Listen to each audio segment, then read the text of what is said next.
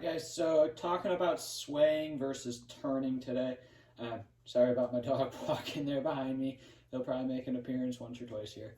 But yeah, so talking about swaying or turning today.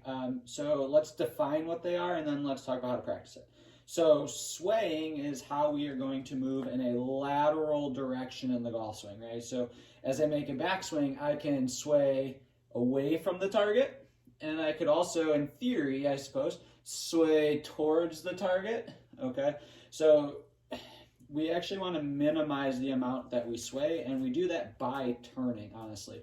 So a lot of times as instructors, we see people make backswings where they make like this like sway motion, then they lift their arms to the top, so they're not really turning, and then they wonder why they can't hit the ball very far, they can't hit the ground where they want to, and yada, yada, yada.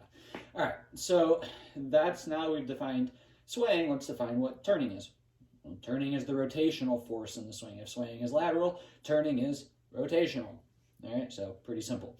All right, so let's talk about, though, how to practice that. Because as an instructor, like I said, I see a lot of people as they set up for their golf swing, they're going to set up and they're going to make like this like lateral motion where the hip gets outside their trail ankle, when in reality, when we watch really high level players make backswings, they're going to sit here and this right hip's actually going to turn almost inside of that right ankle.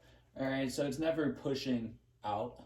All right, so let's talk about how to practice that sensation with our first drill this week. So this is something that you'll see done in what's called like, it's referred to as stack and tilt, but that's not really what we're learning here, and that's not the purpose of this.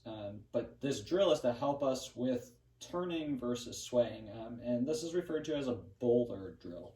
So if anyone in our class actually knows John, you've seen him do this drill quite a bit, and I'm going to walk you through the purpose of it. So if I were to set up here, let me grab a golf ball here for a second. All right, so if I were to set up and I get set up neutral, everything pretty square.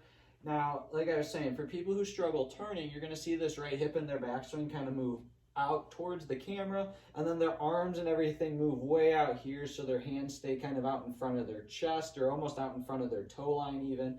That's just not where we want it to be. So as I do this, I'm going to take my right foot and I'm actually going to slide it back. Okay, so this right foot, my toes are pretty much in line with like the middle of my heel. If I really want to get exaggerated, I might slide it back a little bit more. But for right now, I'm just going to put the toes pretty much in line with the middle of my lead foot. Or lead heel, not lead foot. All right. From there, though, the other key to this is I'm actually going to let my right foot slightly, or my trail foot, in this case, right foot for me, trail foot if you're left-handed. But I'm going to let my trail foot slightly flare out. Okay, so it's pointing a little bit out towards, I don't know, maybe like 2 o'clock. Okay.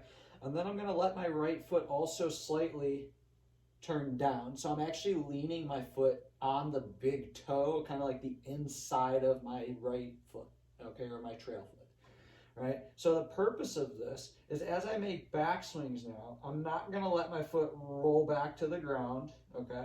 I'm actually going to try and keep my foot kind of tilted down, and I'm going to try and turn back as I do this. If I have any sort of lateral motion going away from my target right here, I'm going to end up going back and taking this step and falling out of balance.